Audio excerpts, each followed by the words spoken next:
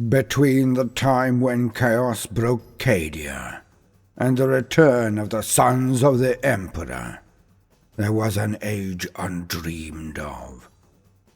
And unto this, Kronan, destined to bear the jeweled crown of Aquilonia upon a troubled brow. It is I, his chronicler, who alone can tell thee of his saga. Let me tell you of the days of high adventure. Story continued from Kronan da Kunnin playlist. Kronan and the Morknificent 7. And so it was that we returned to the exploits of our hero, Kronan da Kunnin, lord of all of Aquilonia, and bane of the Buggins, Humies, Smeldar, and even Squits now. And what a time it was! Not a nice time, as one would usually say. As nice was the death of all mahogany, drying up any interested parties quicker than attempting to go Dutch or split the bill. Nor was it a good time, for good as a descriptor was nothing more than accepting one's position intended by the universe and knuckling under in an attempt to win least truculent turd in the toilet, according to the Orkies, of course. And alas, 'twas not a raucous or ribald moment either, for anyone attempting to crack jokes or japes in an effort to cheer the cunning one presently elicited a legendary beating. No, for Kronan 'twas the darkest night of the soul, for someone had robbed him of all joy, and caused no small embarrassment either. His favourite Orkie, Gitskusha McMurder, was away on the first mission, and his next favourite, Dakka von Smashoven, had been unrighteously nabbed by that weasel, Red Orktober. Worse, Kronan was also bereft of his trusty pet, his beloved Tiddles. Snaffled by the same git, this chaos-worshipping weirdo of an orc traitor. Both had slipped into the other realm, the BURP, taken by this rapscallion. Of course, Kronan was shocked at first, but far too busy quelling the Warus heresy. Now that had been put to bed, the entire scrap only claiming to pound Milton John, a Bub von Butch, and some odd tens of thousands of Orkies, he was preparing to right this cosmic crime, this universal wrong. His first order, before lifting off the Squit mining facility of Aguapondi, was, of course, the claiming of Henrietta, the now masterless moustache squig of Bob von Butch. He didn't do it himself, like. That would be a colossal waste of time. He had deputed a huge mob of grots to the task, one they had done efficiently, of course. Well, of course, referring to the utter carnage he promised to personally rain down on them, should they not complete this elementary task. It was not easy, for Henrietta was a truly terrified thing, once it discerned that Bob von Butch had been slain. And, as noted, she was only the size of a moustache, somewhere out on a battlefield of many miles width and breadth. Sensing that their lord, the cunning one, was pretty much looking for any excuse to go onto a semi-justified killing spree, the grots worked with a kind of ardour and diligence only the threat of painful extermination can provide. Knowing squigs as they did, the grots began in the most obvious place she could hide, and so it was that the grots debagged the dead and checked the poo pouch of all and sundry. But this did not yield a positive find. So the grots then swiftly changed gear and checked faces. Indeed, Henrietta was under a pile of now pantsless dead orcs attached to the smallest upper lip she could find. There was great rejoicing from the grots as they processed back to the cunning one to present him their catch. Held up on a huge cushion for all to see, the rejoining ritual was cancelled by Kronan, as he wanted to give Henrietta time to mourn. He would take the cushion and ship it back up to the battleship, the Mork Rampant, and daintily place Henrietta in his quarters. Because you can't rush or force a hair squig. He had to know that the squig accepted its new master. So, Kronan played for time, until one night Henrietta did indeed attach to his upper lip, and both owner and moustache squig were transformed.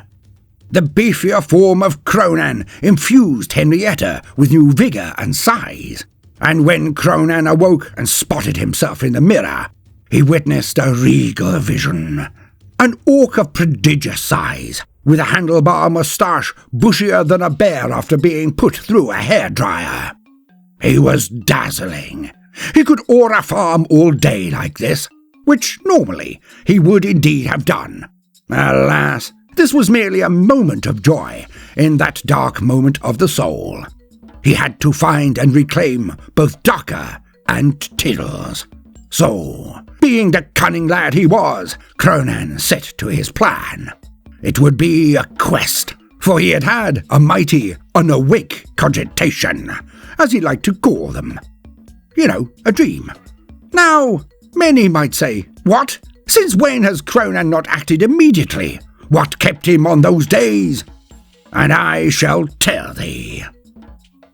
Now Kronan had indeed made separate attempts at finding Tiddles and Dakka. The first attempt had been his order for the Morknificent to go into the BURP, which of course it did. Kronan then attempted to shout their names.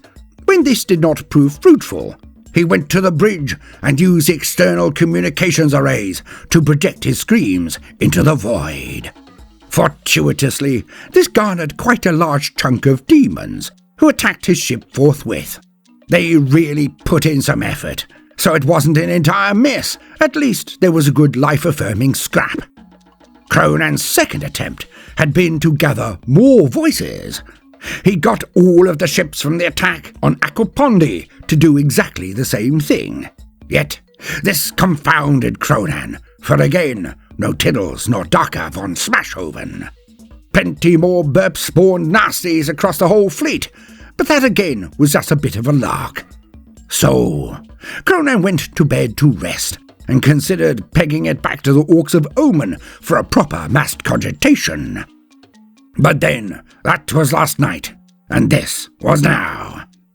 He knew what he had to do. Mork had shown him the way.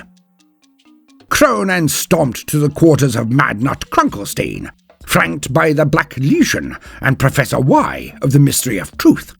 But all was well. Madnut was back to his usual self, rather put out by being used as a flesh glove by the forces of the Dark Goddies, and truly looking downtrodden, as it was via a squig of all things, the thankfully late, but not lamented, Erebus. Yet he was not immediately up to providing answers. Long had he fought against this Red October, and Madnut had long been foxed, whatever that was, by the effects the traitor vermin commanded. Yet he was up for helping out in whatever way Kronan required. And so it was. The Kronan shared the contents of his dream, to gain further clarity from the weird boy. Something they both agreed upon was that taking his entire war into the BURP would be folly. Fun, like really fun, but a bit of a mess-up. Hence, Kronan plumped on his present idea, the one given unto him by his guard, Mork. Now, it was mentioned to Madnut that a truly loyal weird boy would be very helpful indeed after recent events.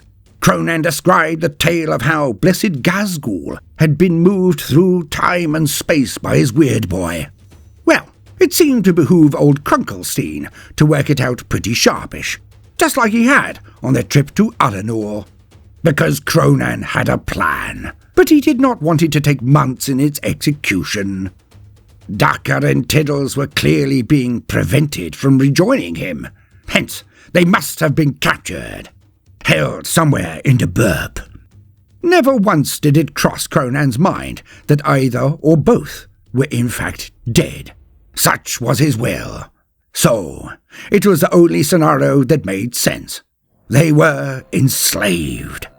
Hence, Kronan outlined his plan to motivate old Madnut.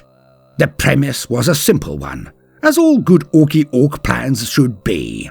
The Red Orc Tober had changed into a demon of the BURP while on Orquilonia, had made those silly towers of skulls, had broken reality there before and gone off to the BURP. Well, when Kronan had planted a chopper into his bonds anyways. Now Kronan was also aware that he had kicked 7 shades out of Bastor the Arseflame on the Orcs of Omen, sending it too screaming back into the BURP. But Bastor was a wretched disciple of the Bookie Bird, not the same thing at all. Hence, it would be best to return to where they were absolutely certain Toba had been booted out of reality. Also, these skull towers, or Toba's camp, would lead directly into the realm of the Juice God, Khorne, and that must be where Dakka and Tiddles had been taken by that foul, blasphemous coward Toba. Yet, to return to the home world would take months, and put the entire War onto the back foot, and Kronan knew that a bored War would tear itself apart quicker than a gaggle of schoolgirls when asked which one was prettiest, or if you asked a grump of gamers who had the best knowledge of tactics. In any case, the end result would be the destruction of the War by its own hand, not an option. Hence, the pressure was really on for Mad Nut Krunkelstein. Now, Krunkelstein spent a good few hours attempting what he had done with the trip to the original homeworld, Alanor, and that made him a bit less desperate and a lot more enthusiastic about the probability of pulling this off, which of course was correct. Divinely moved by the example of the Cunning One, his can-do attitude to most things, Mad Nut was assured that he could pull it off again. Now there was a little reticence to actually perform the deed, for Mad Nut had a strong suspicion what would later turn out to be very well founded, that Mad Nut's powers would probably be radically affected by leaving the normal world and venturing into the realm of the BURP ruled by the skeleton head god. Yet the prospect of being used for origami by Kronan by the Cunning One was not lost on Mad Nut. Hence, he complied. He informed the Cunning One that it could be done, which roughly equated to Krunkelstein tasting another day. But that was all backing research. First, before he left, Kronan would need to put certain things in place, and so it was that the Cunning One gathered his big bosses and declared that Hippocrates, the most prominent of the remaining more naval, the elite of Kronan's henchmen, would take command of the War and continue its onward smash as he performed his quest. To leave them rudderless would end in disaster. But he knew that Hippocrates was not nearly as loved as he, nor was he nearly as feared, not like McMurder, nor even Dakka von Smashoven. So he was to be backed up by Professor Y, big boss of the Mystery of Truth, but also by Crumpelstiltchins and Edwin Scissorclaws of Kronan's personal bodyguard, his Black Legion. And that should shore things up quite nicely while he was away. There could be issues from some of the younger bosses, like the brash new biker big boss, Joey Dunplop, who was a known tearaway and scallywag, or the 4 hogsmen of the apocalypse, Cupid Stunt, Tucking Fwat, Potal Trick, and Fuster Cluck. But Kronan decided to have a word with Higher Wafter, with them standing in attendance. Clearly he was threatening them quite roughly, but Wafter was utterly oblivious, for as we know, Wafter was barely sentient. But the hogsman did indeed get the message, not to mess about. Kronan knew that he needed stability in his absence, and that was now checked off. Now he needed a route into the BURP, and, which was quite rare for an Orkie to prepare for, a way back should he be successful.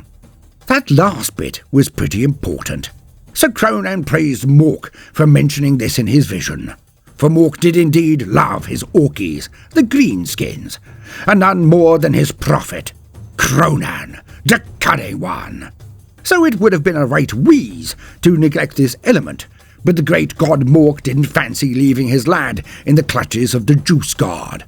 Hence his mentioning this wee tidbit of advice. All in imagery, of course, but he mentioned it nonetheless. Hence the Cunning One was almost fully prepared. Almost. So off they went, Madnut brought out his bestest staff and danced around, jingling his jewellery and fetishes, and throat-singing in that deeply tedious way of his. Oh, Kronan was aware of this tosh, due to his previous scrying in the toenail of Mork, or was it Gork? But in any case, Kronan was prepared for the teeth-grindingly tedious charade the weird boy put on in front of his lesser, well, weird boys.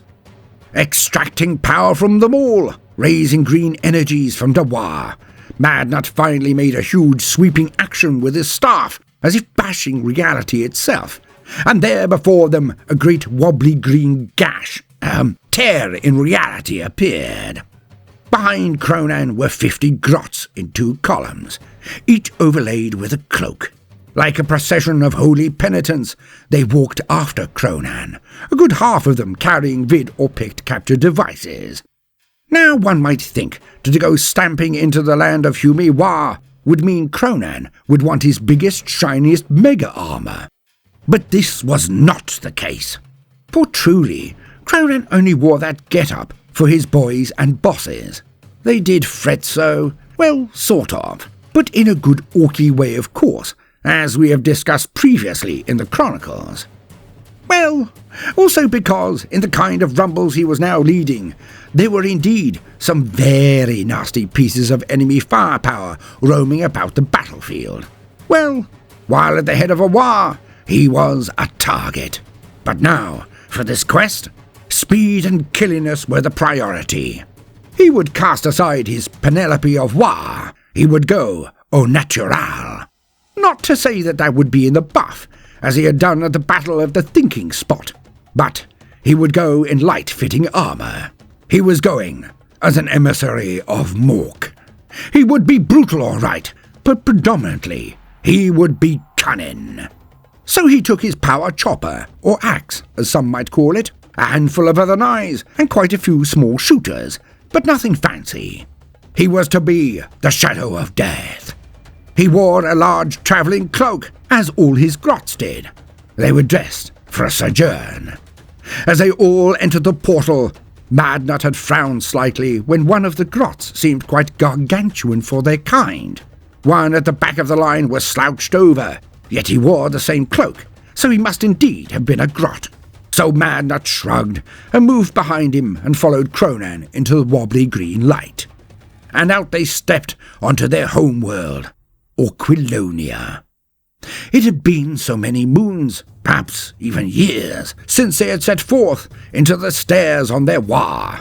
It was strange and gratifying to be back. Kronan was home, and it was everything he remembered, but more. It was now an Orky paradise. They witnessed the stampedes of squigs that now roamed the plains like a herd of groks. So many now. But then, the Shumis had not been there to blow them to pieces, so it was no real surprise how they had multiplied. The air was filled with squighawks who soared and dived amidst the familiar dark grey clouds. Yet, even now, Kronan could not tarry, could not be tardy. On to the camp of Toba, on to his quest. The small entourage of Kronan wandered into the old camp of Red October, quickly finding the wrecked heap of skulls the wretch had formed in supplication to his dark goddy of chaos. Kronan ordered the grots to put down their vid and picked capture devices, carefully like, then to reconstruct the edifice of evil. When done, which went surprisingly swiftly, don't you know, again, Madnut Krunkelstein stamped and swayed, belting out his throat-singing and calling upon the powers of the War and of Mork and Gork to guide him. And there, another wobbly tear appeared, but this time it was more like a moor, and it was red. Yes, thought Kronan, this was it. It was showtime.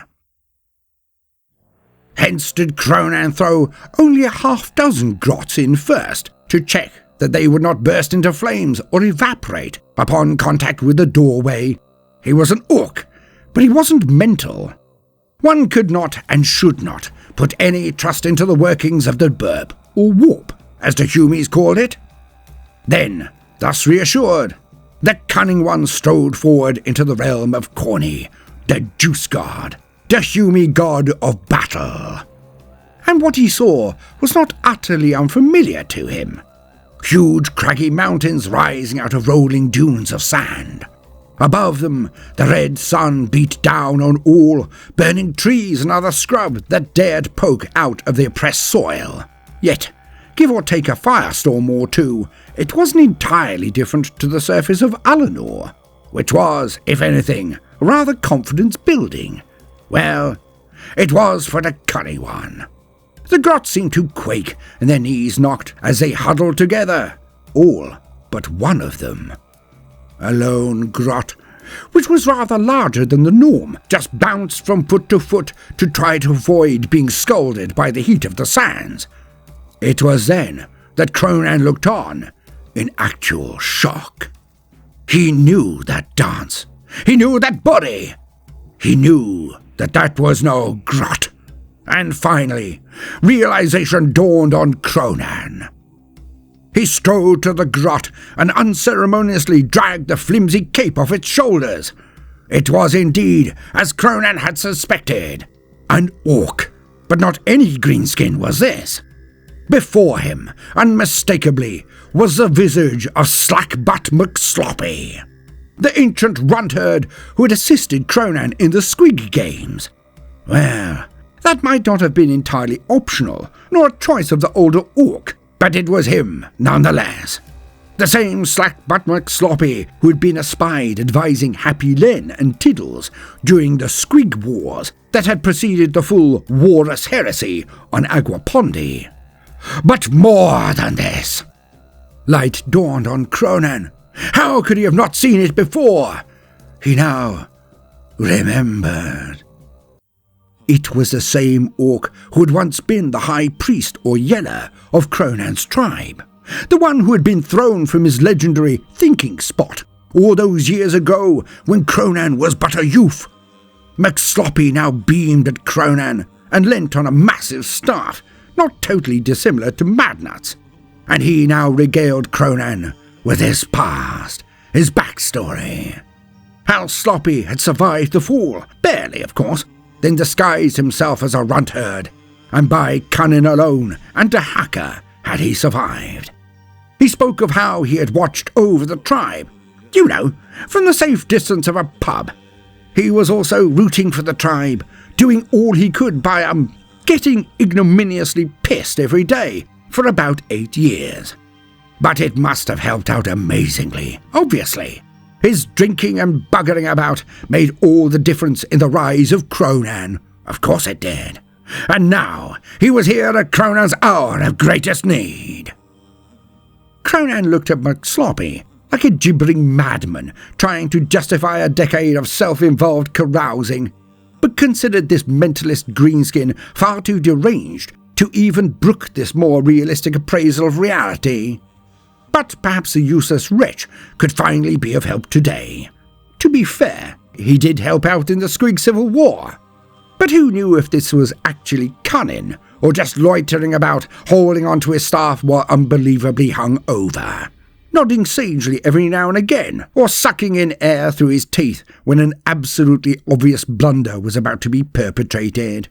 You know, a giant merchant of abject bollocks. But who could tell? Certainly not Kronan. Well, not with the certainty he needed to insta-kill the suspected lying gobshite. In any case, Kronan now accepted that perhaps, just perhaps, Slackbutt McSloppy was present of his own volition, hence he might just come in handy after all. And Slackbutt attempted to prove this immediately. He proclaimed that he too had been visited by Mork while a kip, and had received a vision of his own. Slackbutt then informed Kronan that this was indeed the realm of the blood god, no points thus far, but went on to say that he knew of a hermit, a kind of bitch or witch or something like that, who could guide them on their way to greatness, or more pointedly, in the general direction of where Tiddles and von Smashoven might be found. Realizing that Kronan had absolutely no way to locate his lads, he agreed that this might be their only option.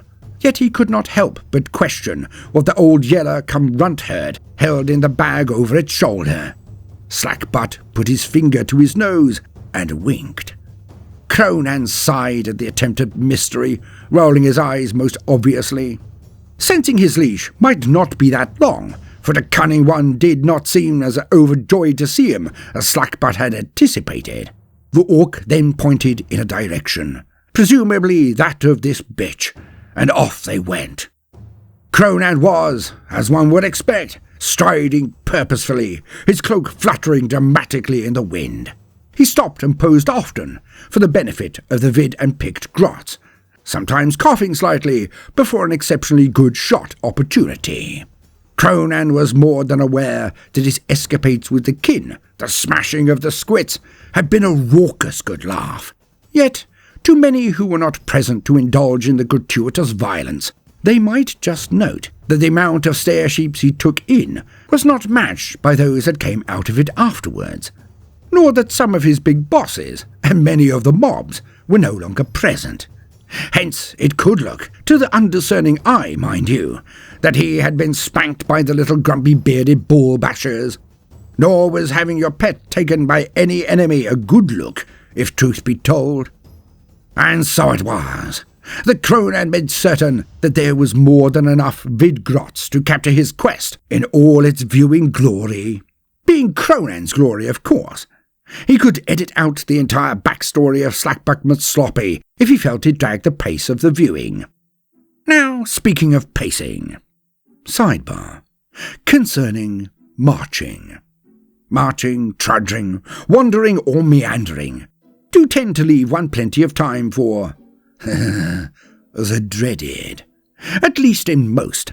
Strangely, while surrounded by orkies or other brethren, the mind could go utterly blank as well, lost in the moment, aware but shut off. Yet, for other races, species or individuals, this was often a time when the mind wandered. Alas, this was conflicted in Kronan. The blessing of Mork was a two-edged chopper. Well, most were, but the point stands, as Kronan was fondled and accosted by ideas. Hence Kronan was deciding whether his legion should be renamed due to the Appledon thing, his Black Legion versus Kronan's Black Legion. He did not want to give false account nor free advertising to this Appledon the Dispeller. Well, mused Kronan, perhaps he should update the name. If it was good enough for the Space Marines, why not his cunning mobs? Why not his loyal orkies? There was indeed a shed-load of them, like lots, and they were exceptionally beefy amongst the mobs. Surely he could call his bodyguard the Prim Orcs. Then, of course, he rolled it around on his tongue, and swiftly he decided it was the crappiest idea since Lord Keelang, the Honest, was caught by his spouse and asked the inevitable question while she tried on a new dress, or something like that. In his legendary way, Lord Keelang the Honest informed her that a stampede of groks would put less strain on the plaza, and that perhaps, just perhaps mind you, that when they had their next marital bed constructed due to insufficient capacity, they should provide for the tonnage of a warlord titan to be on the safe side. Needless to say, the response was not swift, yet was excruciatingly painful, when said lord awoke to being tied and rogered by a Catachan backdoor butcher beast. Strange to see one in the wild outside of Catachan, really, was one of the most pleasant last thoughts of Lord Keelang. Not that Kronan could truly encompass the depths of degeneracy that fable entailed, but he knew that calling his bodyguard Prim anything would likely get them all declared ponces or worse. Now that did raise a mild conundrum for a nanosecond. Kronan briefly salivated at the tidal wave of internal conflicts and attacks this would elicit. How fightiness across the board would skyrocket. Yet his elation was washed away by two things. 1. He needed his mobs to be odd, but he needed them to exist. The loss in boys and muggins, though entertaining, could not possibly make up for the increase in size or skill amongst the survivors of the battles. And point 2, being the element that rested most heavily in his mind. was, of course, his image, his chronicle. Thus, he ducked the derision gained by picking such a name and appearing like a Smeldar wimp that would go down in infamy wherever his tale was told. He imagined the grots and snots interminably repeating the name at each other while rolling around on the floor laughing until they shat out their lungs. So this calumny Kronan did definitely not need in his life, but most especially the glory of the tale of his life, his chronicle. And then came some of the usual side questions. All Orkies would ask if mind blasted on intoxicants that prevented mental acuity. What did the sun taste like? Were feet really necessary? Where does poo come from? Who puts it there? Which deluded horror of a goddy would curse humies with handles? Just why? Speaking of which, how was the Emperor the goddy of mankind? Why didn't he live in the BURP, like Gork and Mork? Or was he hiding from Gork and Mork by being in better space? The colour blue, what purpose did it truly serve? Why wouldn't Henrietta the moustache squig take us firmly to his upper lip and instead often migrate to form a unibrow affair? It was threatening to be certain, but not as instructed. What on Orquilonia was a duck? Could he counter the suffocatingly pungent pong of the Smeldar if he went to meetings with a bucket of shit? Would the two evils cancel each other out? Kronan shouldn't, but he missed origotmi. Rust. It tasted exactly like it looked it would. If wings were that good, everything would have them. Do you crap because you've eaten, or do you eat because you've crapped? Why can't you taste through your fingers? It would be easier. If you run backwards, do you get younger? Could a deaf mute still feel pain? How would you tell? Do mountains eat boulders? Why one exit for both poo and farts?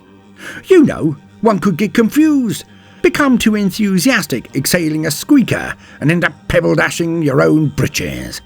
It was inconvenient.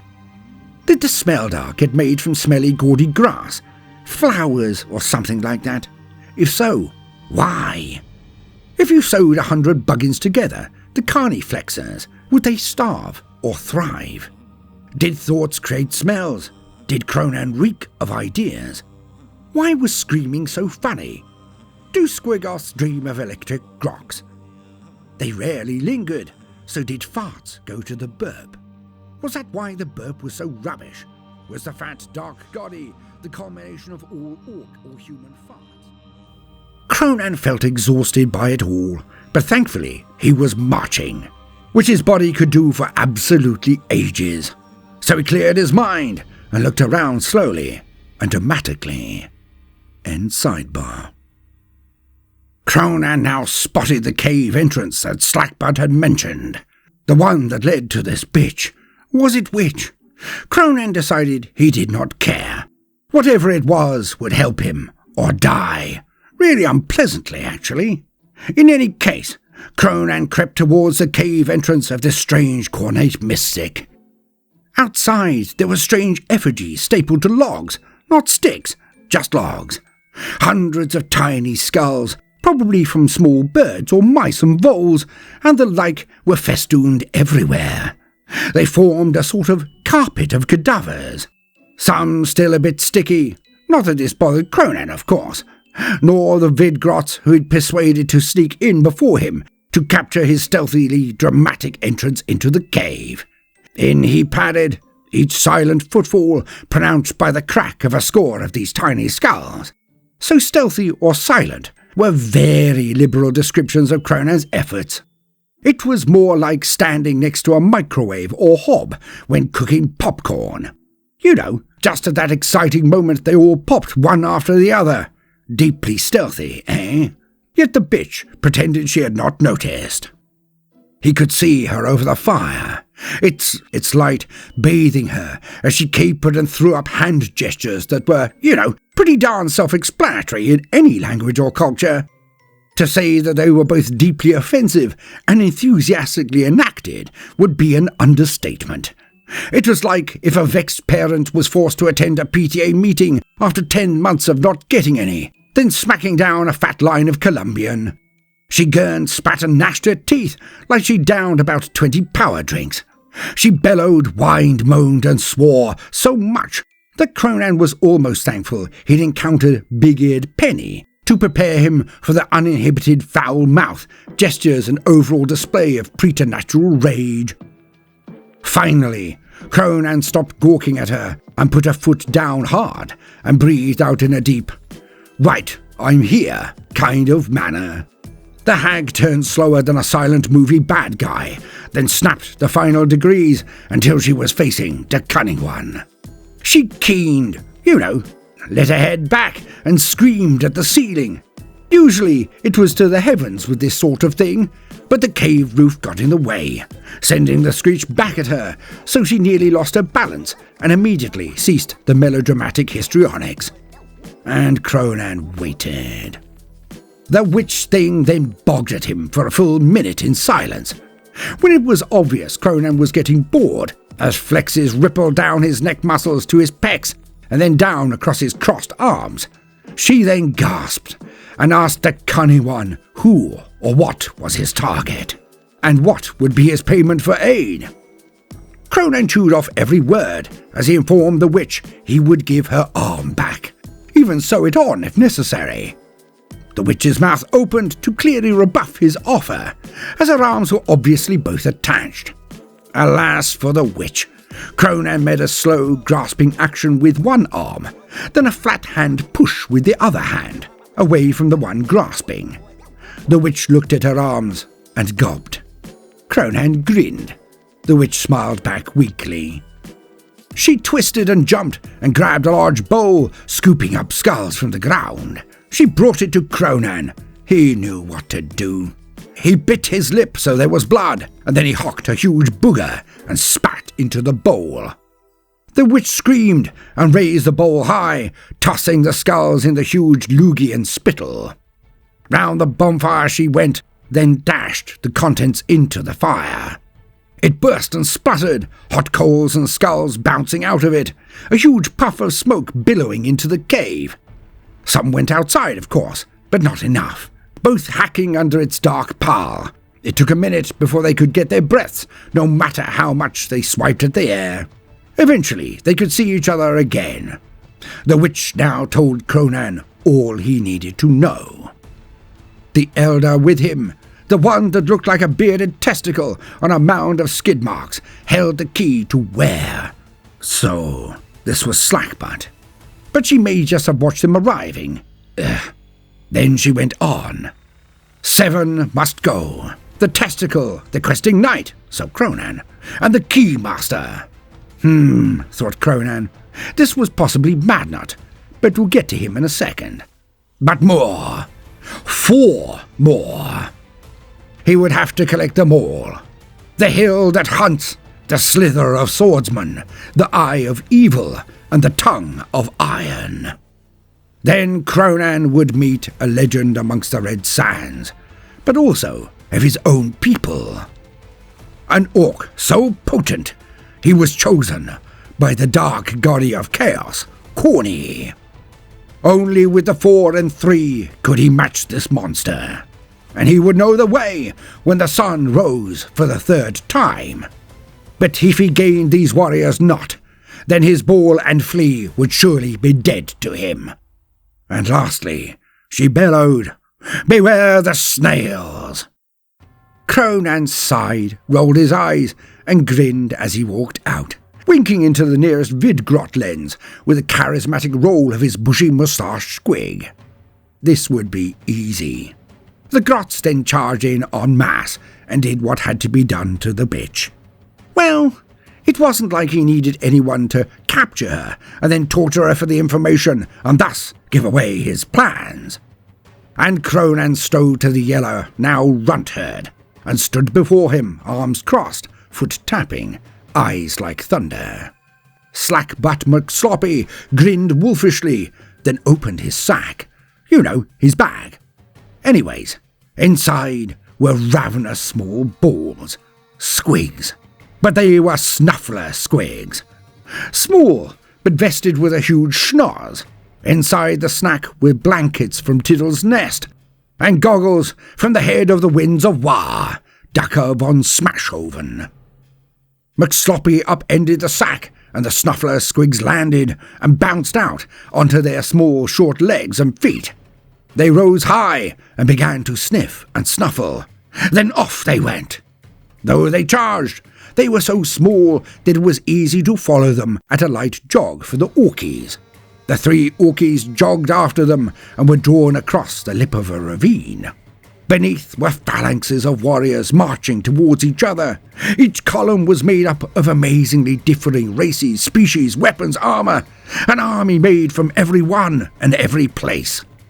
The legions of Khorne were meeting in open battle. No invader was here, no great war had been heralded this day, hence they would battle against their own. Kronan was genuinely impressed. He could feel the war beneath him, almost smell it, taste it. He wanted to go down there and get stuck in. Then, at his side, came Slackbart. He gave Kronan a knowing leer and nodded. His tongue wagging out of his mouth, he looked down at the ensuing battle, his eyes ablaze with it, as he then looked again to Kronan. They understood one another.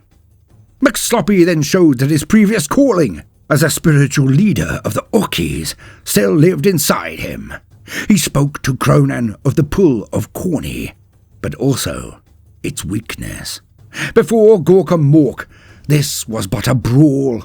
Was his own war not more multitudinous? Were their battles not even more fun? This was merely the lure of novelty. To fight that which has never been fought before. But this was the BURP. It was a fleeting dream.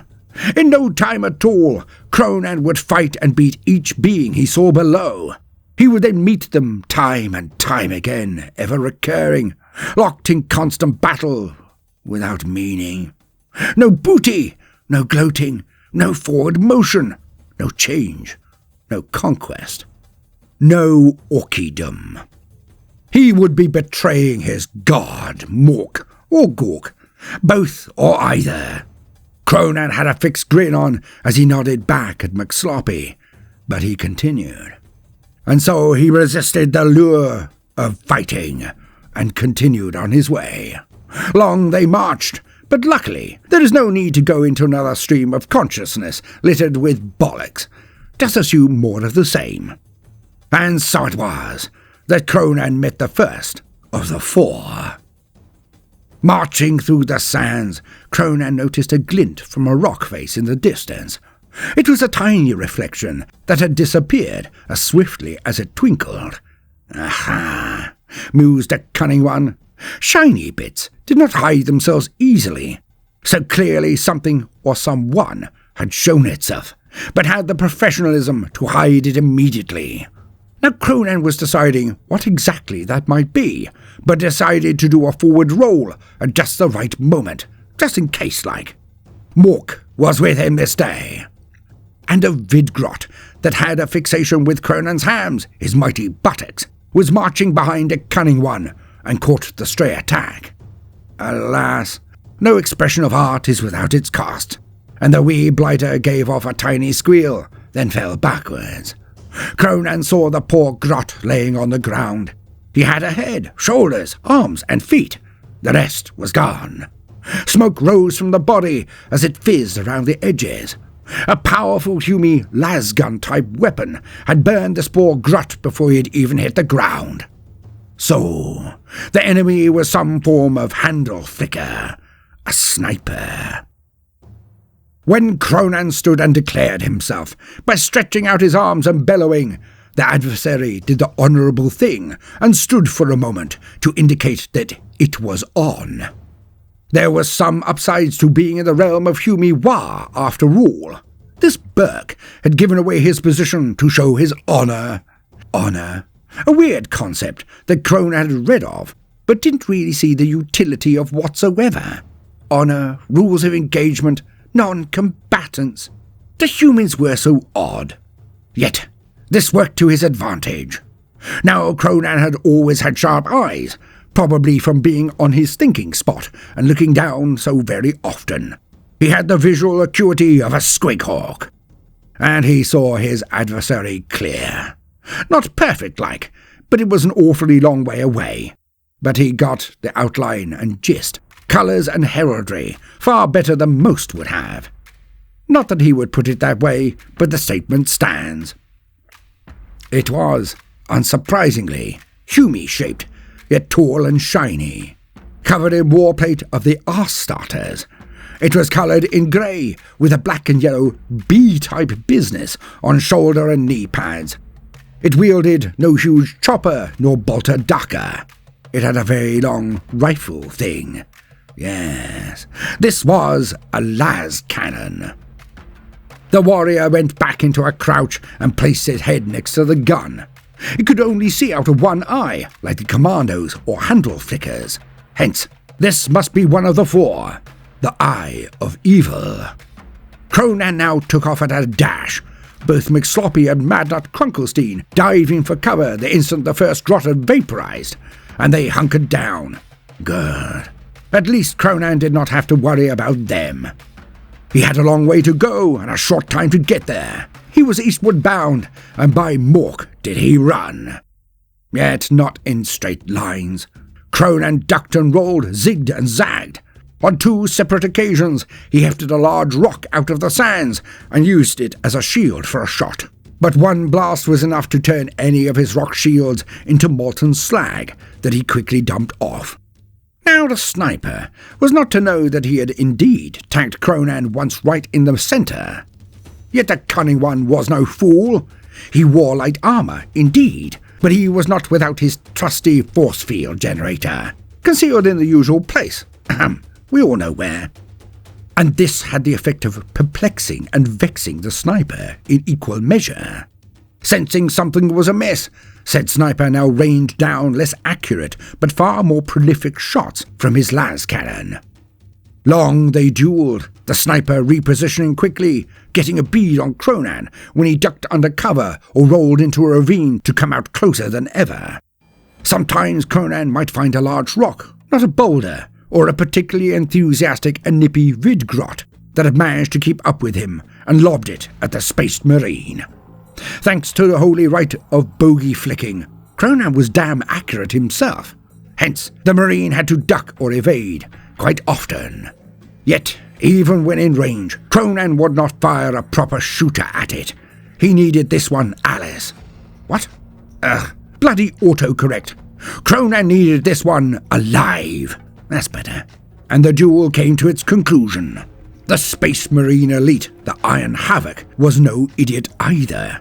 He bound across rock edges to reposition and extend the distance, but Kronan waited until he turned to sliding off again, when he bound up and tore after the Marine.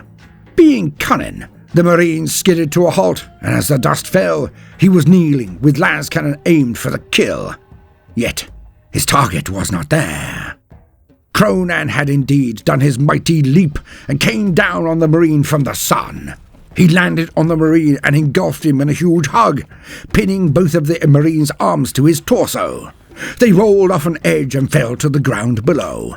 Both a bit bashed up by the fall, but neither had relented. Not yet. And Kronan still had the Marine in said hug. Kronan reached up with his other arm and carefully popped off the helmet of the Marine. He then giggled as he performed boop noises as he touched the Marine's eyes with 2 huge fingers, only brushing them, not pulling them out. After a half-dozen of these boops, the Marine was asked by the cunning one if he was indeed bested, to which the poor sod had little alternative. A strange statement from a greenskin, but what wasn't odd around these parts? Thus, manhandled like a rag doll and dominated, the Marine capitulated out of what seemed sheer annoyance at such a demeaning assault.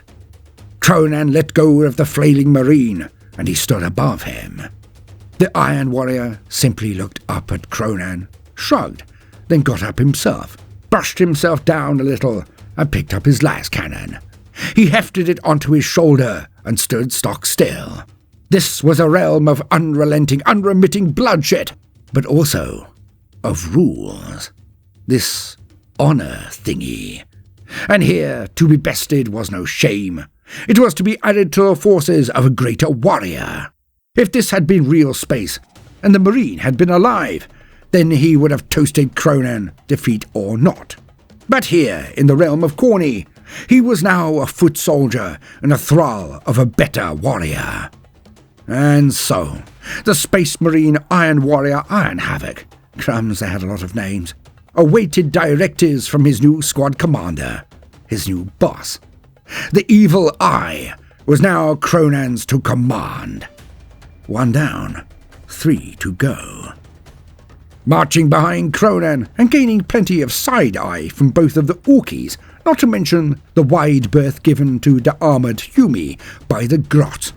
Madnut took Kronan aside for a wee chat. Now Kronan did not like to be questioned, or knew this, and he had to show legendary restraint not to instantly headbutt or uppercut Krunkelstein and give him a good shoeing on the ground. Yet he was a lord of Orkies, a big boss.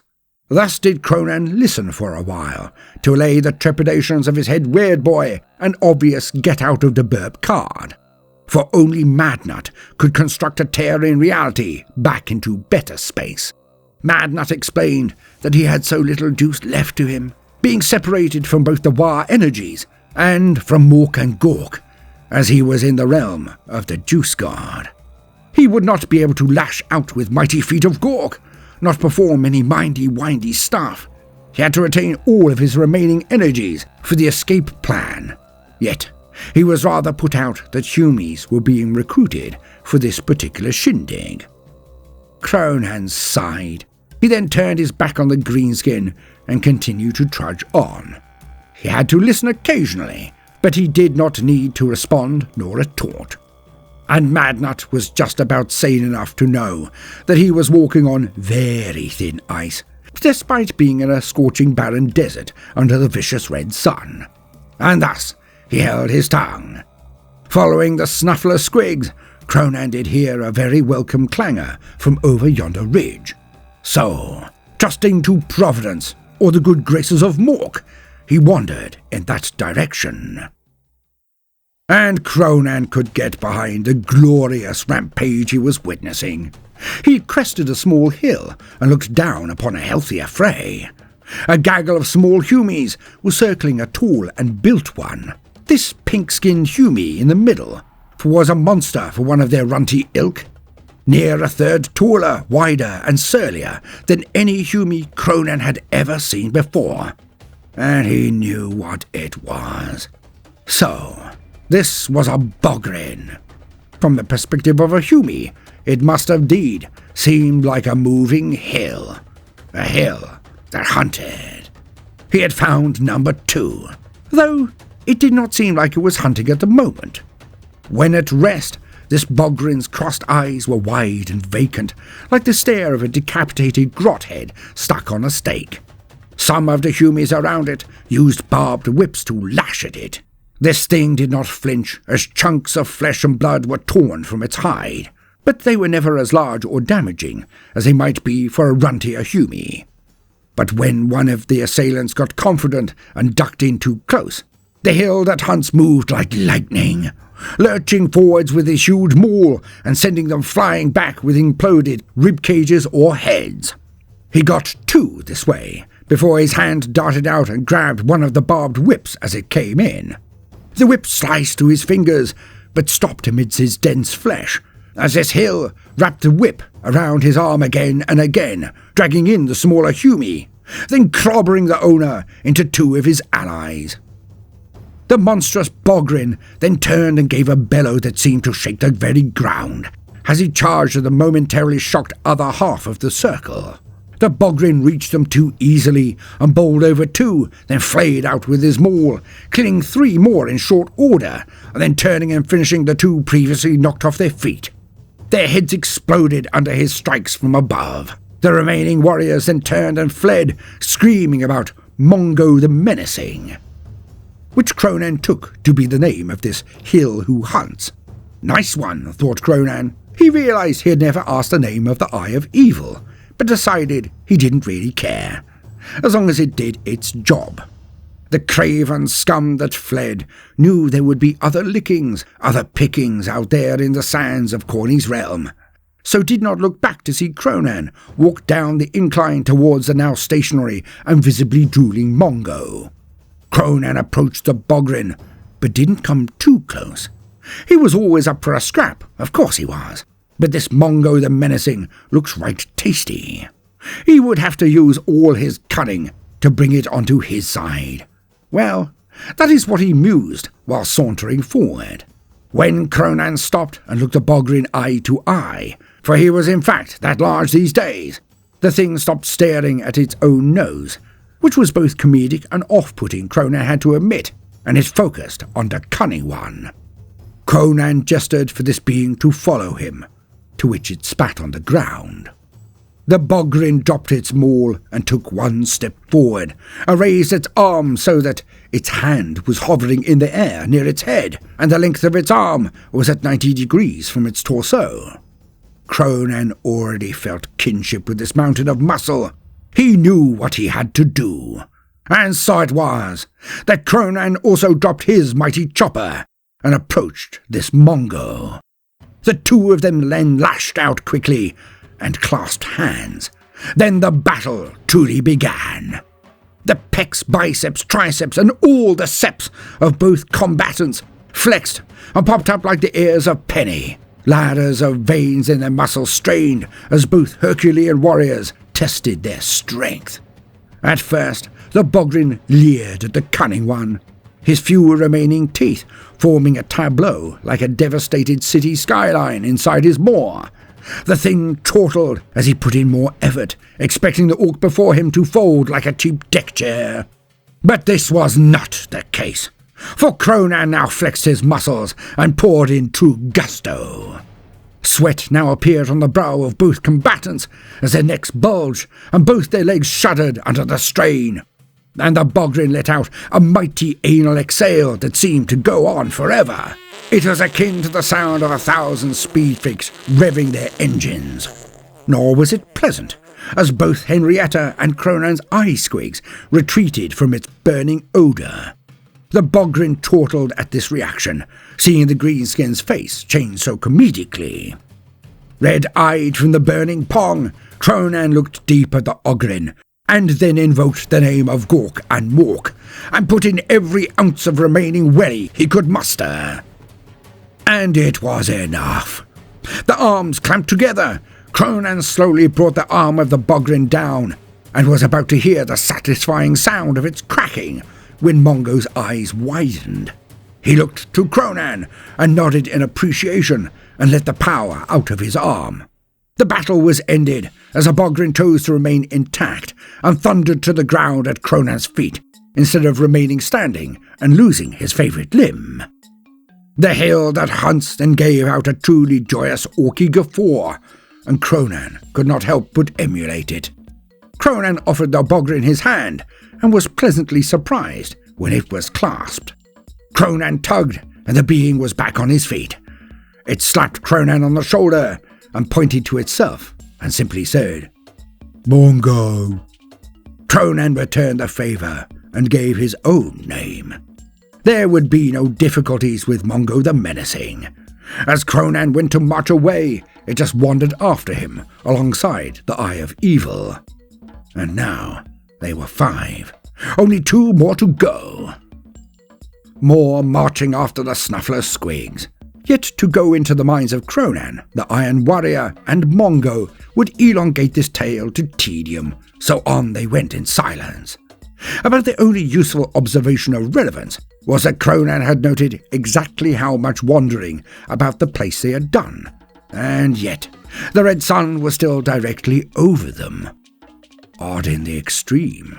No dawn, as that, even Kronan knew, would require a dusk and a night time. The words of the bitch were correct so far, so why this oddity? How could he know anything on the 3rd dawn, when none had come at all? Yet, thankfully, it was just about that point that Kronan came to another event.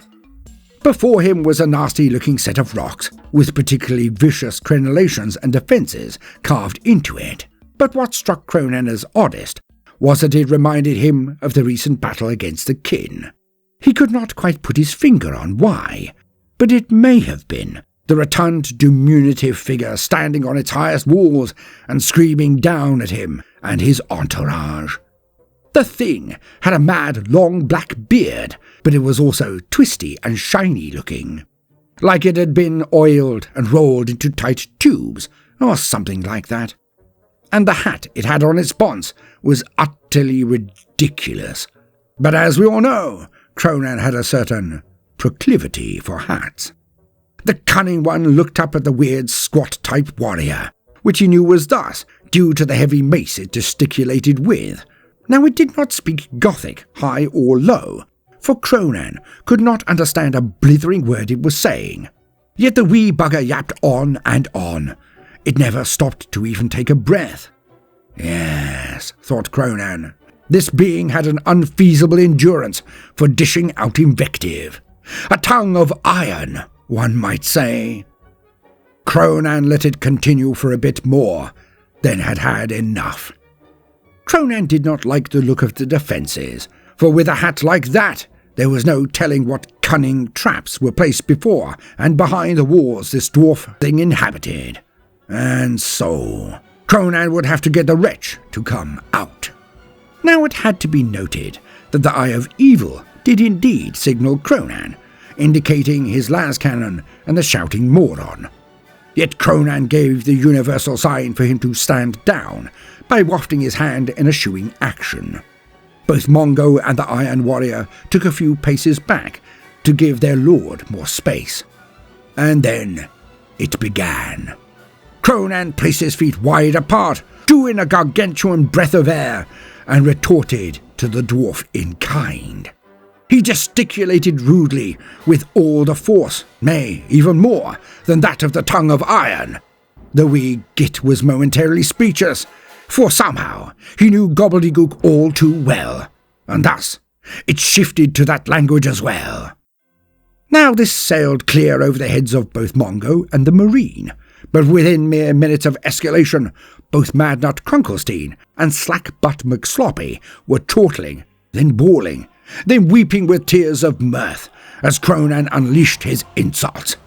The grots were soon covering their ears, for fear of the tirade of torrid insults being exchanged by these titans of invective. And on this went for what seemed like hours.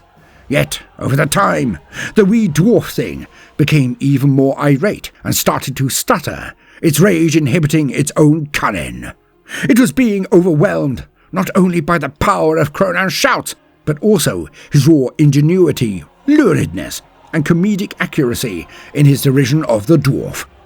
The thing got so angry it took off its hat and jumped up and down on it, all the while attempting to match the cursing of the strange-hued orc before him. Still the red sun beat down on the both of them, yet, without his hat to protect him, with such long and luscious locks and beard, the dwarf was now lilting under the scorching rays of the sun. His rants became shorter, his ire less fiery, his invective now reduced to schoolyard slurs and mimicry. Finally, as Kronan was truly only getting started, marching about the place and screaming up his insults, gaining impotence and specificity with each sally, the dwarf went silent.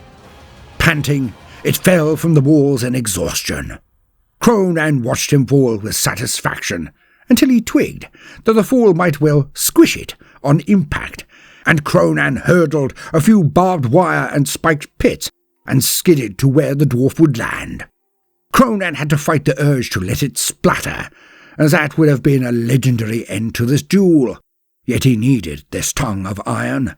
Thus, he leapt up and scooped the wretch out of the skies, and landed far more carefully.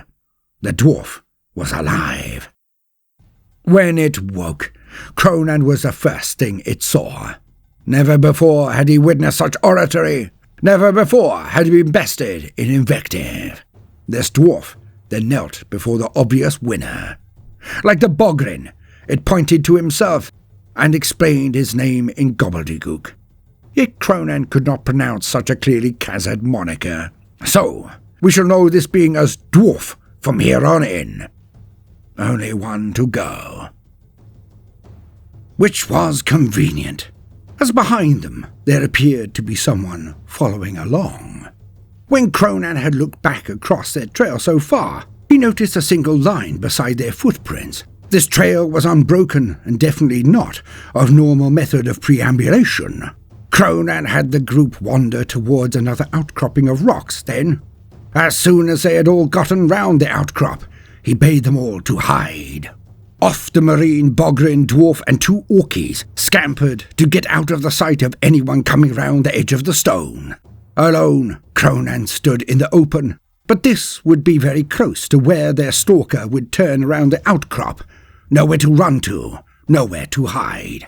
And he was not incorrect, nor disappointed. Only a few scant minutes passed before they witnessed their tracker in all his glory. It had the bottom of a snake and the top half of a humy, but with 4 arms and a weird snake-like head. Now one in the know could be forgiven for thinking that this might be a lair. Alas, they had been all promised unto she who thrusts. No, this was in fact a slith, a monster of war usually found in the employ of an archod of the depraved city of Kumarag. But the jig was most definitely up, as out burst the other members of the Morknificent gang. The slith did not draw any of its many weapons. Its eyes darted from face to face. Its gaze then fell on Kronan. It slithered forward, carefully and slowly drawing a curved scimitar blade, and shifted the weight of the weapon so that it was placed in its open palms. It was quite obviously offering its blade unto Kronan. The cunning one knew that this must be the last of their prophesied party, Slither the swordsman. Kronan nobly took the blade and then returned it to the being before him. In the realm of Khorne, in the BURP, power attracted power. And so it was that the Morknificent 7 were now complete.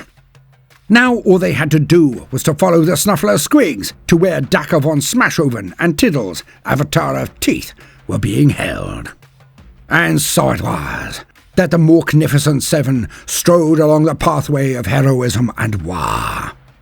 Long they followed the rampaging Snuffler Squigs, who seemed to get more excited as they got closer to their target. Few thought this was possible, as the wee wretches had acted like Labradors who had been asked 1,000 times who the good boy might be, but still had not had it confirmed. Yet, in their knowledge that it was indeed them, their anticipation of the result was roughly equivalent to giving a berserker all his stims for a campaign in the one hit. Yet, they got worse. Their whining and clawing at the ground became frantic under any delay or hold-up, as every one of the Morknificent 7 had thought it might be a good idea to have a quick nibble and crap before the impending affray. This did cause some issues of annoyance. Yet, it was not long after the collective repast and movement that they stumbled into what was most definitely the outskirts of their target region. For here they all witnessed the changing graffiti. For most outcroppings, hillocks, towers or mountains had been simply and clearly daubed in blood, and it was most definitely in variations of types of Gothic. Yet now, the graffiti was predominantly in gobbledygook. Still daubed in blood, of course, yet far more pleasing to the eye of Kronan. I mean, some of the effigies were very eye-catching, lots of a size and scale that few could believe if they had not seen it themselves. The immortality of the warriors here that Slackbutt had mentioned before, did it lead to such excessive acts? Was it a measure of passion and dominance, or actually an admittance of boredom? In any case, the 7 strode on. They climbed another rather steep edge upwards after the tenacious Snuffler Squigs, yet their eyes all reflected the lights below when they finally all crested the edge. Fires, hundreds of them. It was a glorious sight, for around each fire, orkies danced and jumped and fought and drank and laughed. It was a glorious collection of greenskins. Okay, they were a deeper green from the constant exposure to the burning red sun, but it was definitely a tan, not a sign of outright weirdness. On each bonfire were humies and other sentients, warriors all, one could imagine. It was clear. This day the Orkies had been victorious.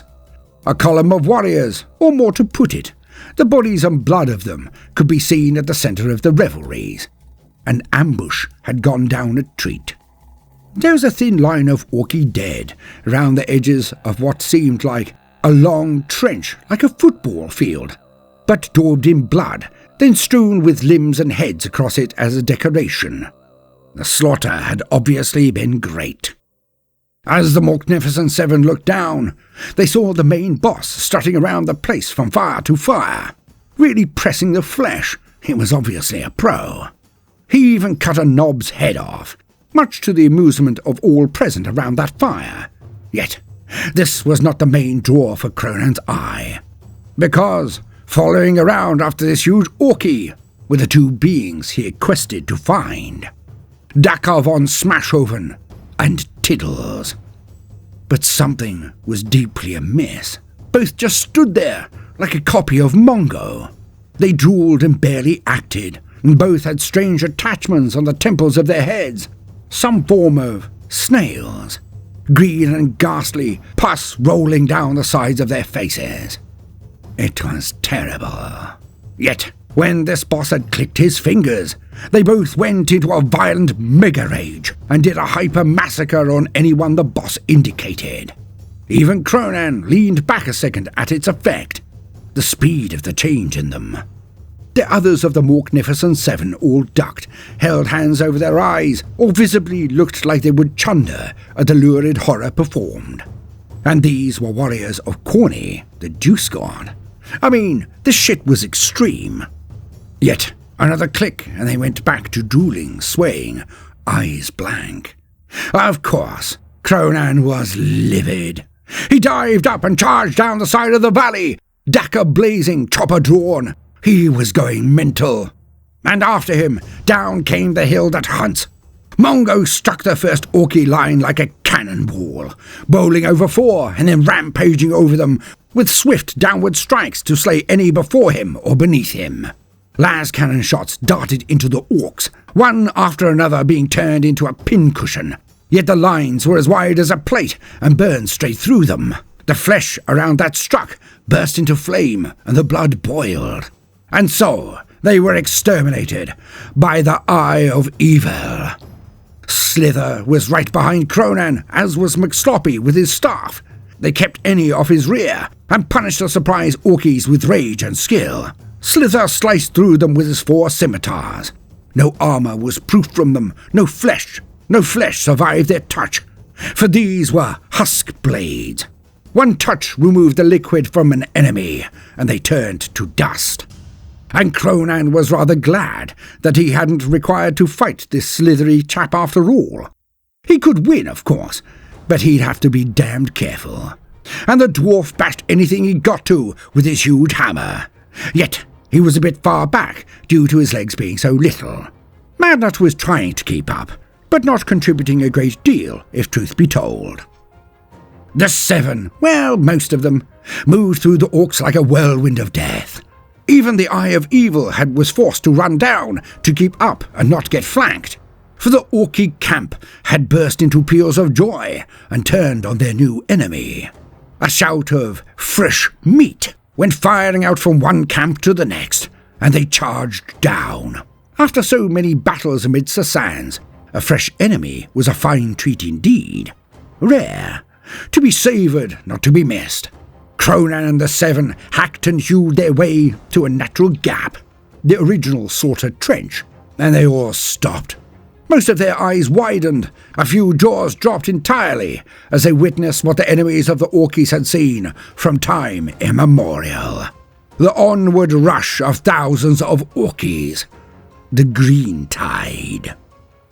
The 7 stood together in a line and unloaded every last bit of Dakka they could muster. Slither whipped out 4 splinter pistols and unloaded. The Eye of Evil shot las cannon, and then also bolt pistol as they came in. Kronan emptied shooter after shooter into the tide. Slackbutt got out a piece of leather and made a sling, sending out deadly stones that went through faces like they were made of jelly. Their vidgrots themselves pegged it to a safer distance, if such existed. Madnut let loose with as much juice as he dared, drawing a tiny bit from the oncoming greenskins. But he was far from his usual form, and the Morknificent Seven slew scores of orkies as they charged. Even more were slaughtered as they hit. Kronan was an orc possessed. Well, not literally, but he went at it like a madman. Alas, the sheer weight of orkies overwhelmed the tongue of iron. Then Sloppy fell with a chopper through his gob. The eye was beheaded by a particularly large orkie. Slither did great until he was killed by a mob of burner boys. They basted him with about 100 metric gallons of promethium. The smell was terrible, like burning pats from a grox herd fed exclusively on skunks, or something like that. Mongo was eventually brought down by grots of all things. Some sliced his tendons and he fell, and then cut inside his armour and took him to pieces, one sliver at a time. Kronan fought alone. Yet, after he had crushed, bashed, smashed, sliced, stabbed, and slaughtered through 5 scores of orkies, if it was a 1, even he was bested. Just getting into his stride, he was attacked from behind. The novelty of a new target was too much of a temptation for all of the orkies. He was thrown over as they tore him to pieces in their excitement. To be honest, the orkies were a bit sad that they hadn't waited and fought him one after another, yet it was done. So they wandered back to their fires and continued their adulation at a good day of killing. Long pause for effect. Oh, that's an editing note. Ah, for fuck's sake.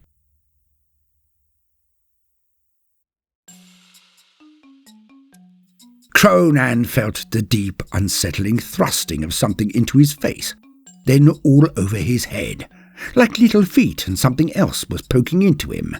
He was about to move when a finger lifted his eyelid and another finger poked him in the eye. Bloody angry, Kronan rolled and grabbed his eyelid to protect it. A bundle of squigs fell off his face as he did this.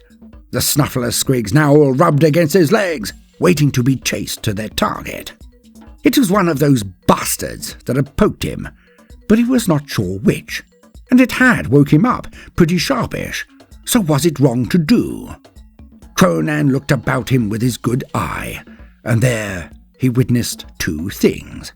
The first was the dawning of a large red sun. The second was the bodies around him. The Morknificent Seven all slowly awoke and got to their feet, or whatever they had. Now it was actually only Kronan and Madnut who were even mildly surprised at becoming not dead. Notice I didn't say undead, but not dead. Let's keep that clear. And so it was that Kronan was told that each day they died, they would simply awake again at the dawn. Okay, so this did initially feel like it could be fun.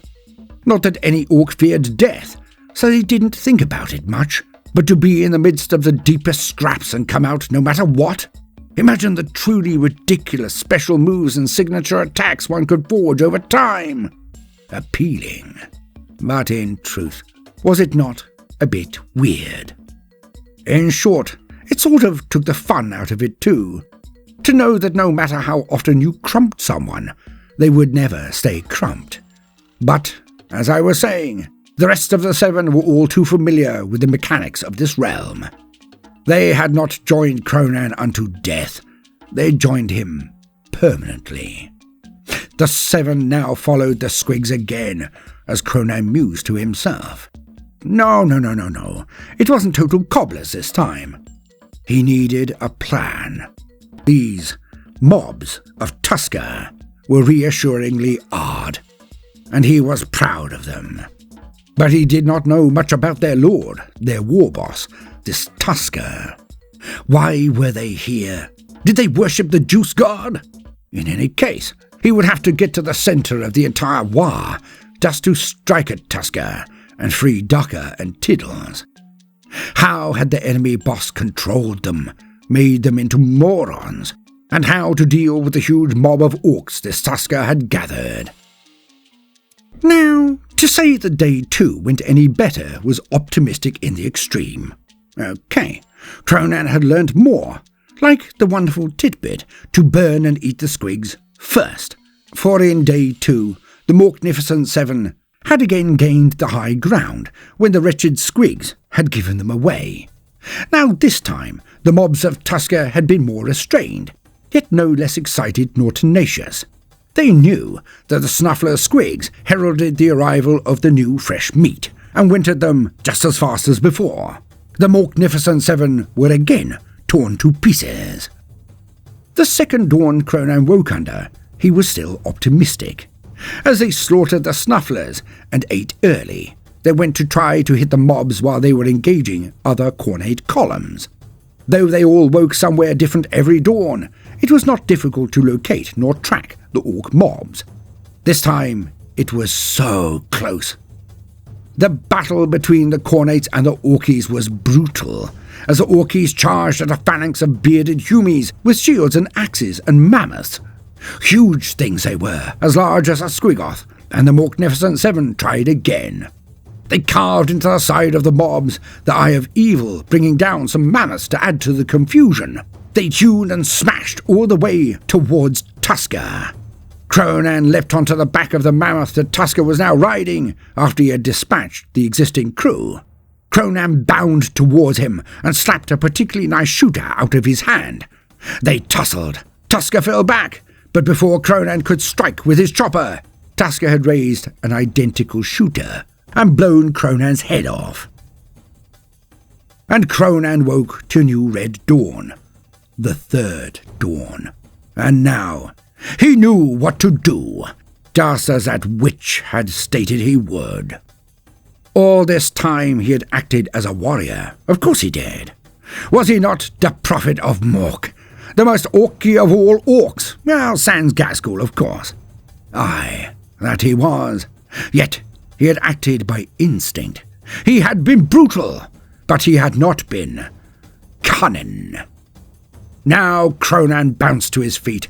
He would be unto Mork. He would lead this, his Morknificent 7, unto victory. But he had to dictate the terms of combat. Thus did the day progress, and the 7 he ordered to split into groups.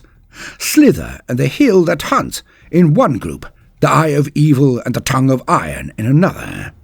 These 2 mini-mobs were to attract the attention of columns. The more the merrier. Slither and Mungo were to strike at columns and get them to follow. The Eye of Evil would shoot out leaders and front rankers or banner bearers. Then the Iron Tongue would taunt them until they followed as well. Slack-butt Sloppy was to go to the camp of Tusker and yell out the challenge of Kronan. And this would certainly lead Tusker and his Orkies out onto the field of combat. And so it was that Kronan went to and took the Tower of the Terror Lord, the highest peak and tallest tower outside of the city of Brass itself, the home of the dark goddy Khorne. But this Herculean feat we shall tell another day.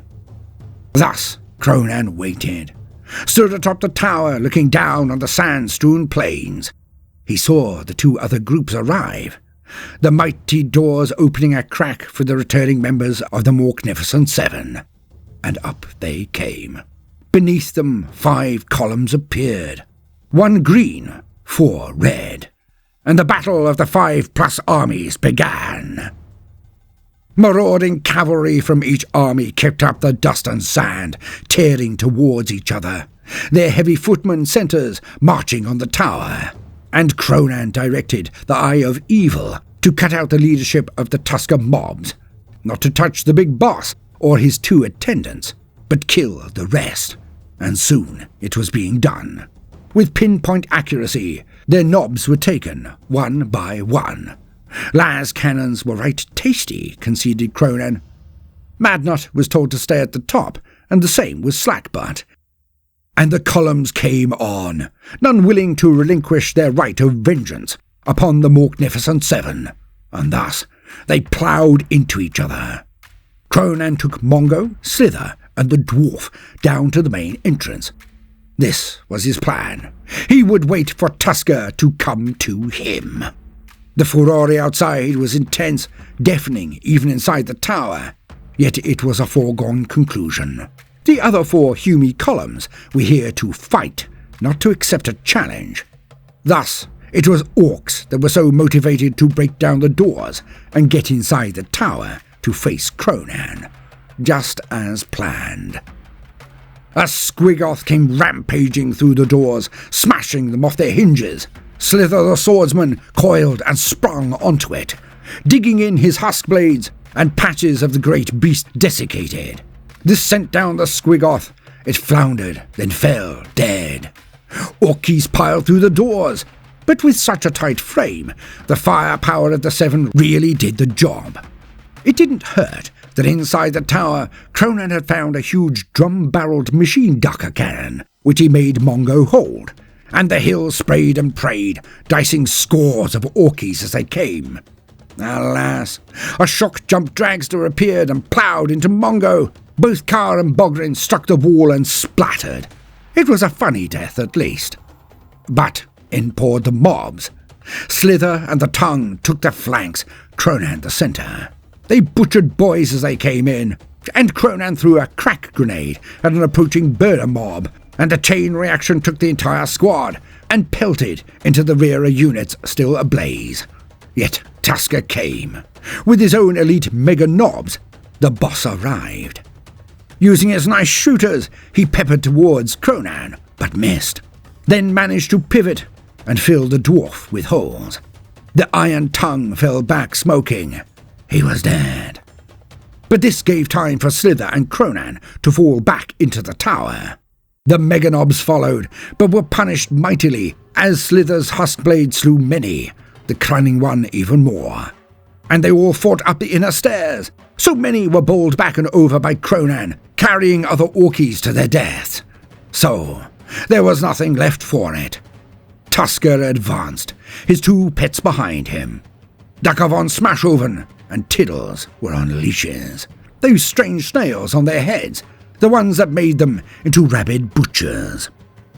Slither shot down at those following Tusker, making them fall back, so none supported the big boss. But in he came, marching up the stairs. Kronan and Slither then ran all the way to the top of the tower. Outside, the din of battle was reaching a crescendo, and Madnut and Slackbutt were hidden, as agreed. Kronan stood in the middle of the opening, posing hard in front of the Vidgrots.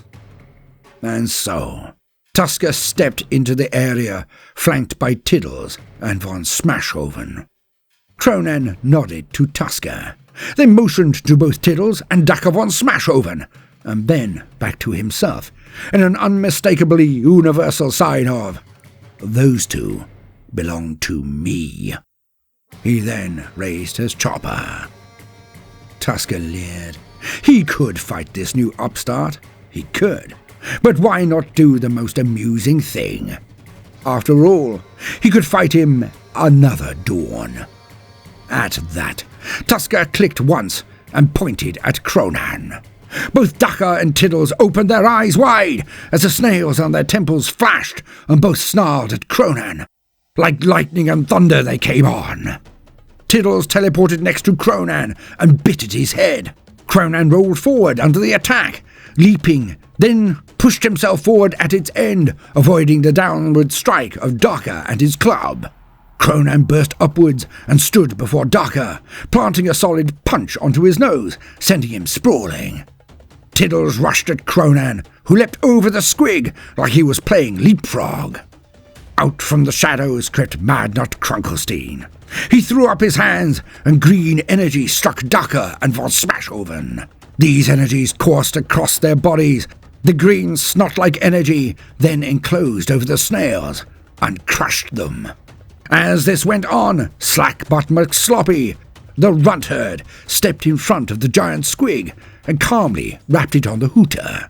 The squig, Tiddles, avatar of teeth though he might have been, was still a squig, and the herder, Slackbutt, knew how they ticked. While confused at this nose boop, McSloppy struck the snails with 2 powerful blows. shattering them and squishing them all over Tiddles. And they were dead. Both Tiddles and Dakka slumped down in exhaustion. They fell into a deep and perfectly orky sleep. And thus Kronan looked back at Tusker. Tusker grinned. He would get to fight this upstart after all. But Kronan now looked over the orc's shoulder and nodded. You see, Mork had reminded Kronan not only what to do, but why he was here. He was not here to fight. He was questing for the return of his property, his boys. If he slew Tusker, if he could, then he would enter the cycle as a new biggest boss in this realm. Even now, Kronan had no true idea if he could even defeat this orc, this Tusker. But he did not even need to try. Thus, in all the frantic action, Slither the swordsman had, slithered behind Tusker. Now the orc warboss's eyes widened as 4 scimitar blades slammed out of the front of his armor, and Tusker's body desiccated and blew away in the wind. Madnut drew in any excess power of the War here from so many orkies. Khorne could not absorb it all. He jumped and sang and paced and tore open a wobbly door into better space, the real one. Yet this doorway was a wobbly but good green, and showed its other side to be on the decks of the Orcs of Omen. Kronan took one more look down from the tower. The red sun, the sand, the endless battle. Gleeful, but empty. He nodded to Slither the swordsman, and the slith bowed back to him. Slackbutt McSloppy and Madnut Krunkelstein grabbed both of the legs of von Smashoven and dragged him through the portal, and Kronan hefted his pet, Tiddles, onto his shoulder, and also walked through.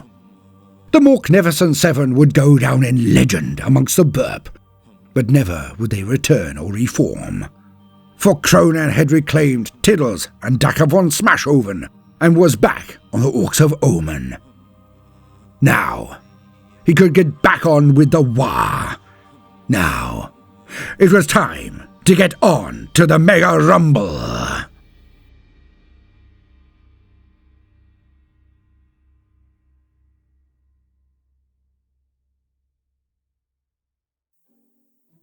From Baldermort, Mrs. B. and Lightbringer, Merry Christmas. The Tales of Kronan will return in 2026 for its final episodes. And please all remember, Kronan da Kunnin is brought to you by the incredible generosity and support of the ever-patient and amazing patrons of the channel, and of course, the one-off support thanks that make these tales possible. My eternal gratitude for all of your support in these self-made pieces, which never do particularly well on YouTube. And may you all have an amazing holiday and a happy, healthy, and lucky 2026. Toodaloo.